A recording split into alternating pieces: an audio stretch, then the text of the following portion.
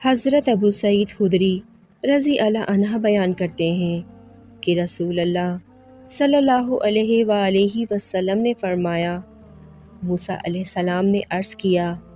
پروردگار مجھے کوئی چیز سکھا دے جس کے ساتھ میں تیرا ذکر کیا کروں یا میں اس کے ساتھ تجھ سے دعا کیا کروں۔ فرمایا، موسیٰ لا الہ الا اللہ پڑھا کرو۔ انہوں نے عرض کیا، پروردگار تیرے سارے بندے اسے پڑھتے ہیں، میں تو ایسی چیز چاہتا ہوں جو میرے ساتھ خاص ہو۔ فرمایا، موسیٰ اگر ساتوں آسمان اور میرے سوا جہان میں بسنے والے اور ساتوں زمینیں ایک پلڑے میں رکھ دی جائیں اور لا الہ الا اللہ دوسرے پلڑے میں رکھ دیا جائے تو لا الہ الا اللہ ان پر بھاری ہوگا۔ حضرت عبداللہ بن عمر رضی اللہ عنہ بیان کرتے ہیں کہ رسول اللہ صلی اللہ علیہ وآلہ وسلم نے فرمایا، سبحان اللہ کہنا نصف میزان ہے، جبکہ الحمدللہ کہنا اس کو بھر دیتا ہے،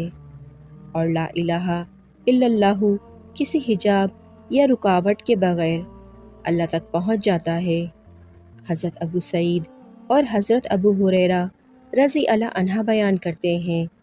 رسول اللہ صلی اللہ علیہ وآلہ وسلم نے فرمایا، جو شخص لا الہ الا اللہ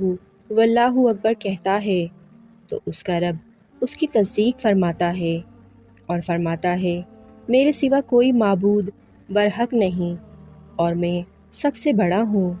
اور جب بندہ کہتا ہے، اللہ کے سوا کوئی معبود نہیں، وہ یکتا ہے، اس کا کوئی شریک نہیں، تو اللہ فرماتا ہے، میرے اکیلے کے سوا کوئی معبود نہیں،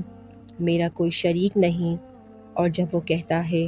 اللہ کے سوا کوئی معبود برحق نہیں،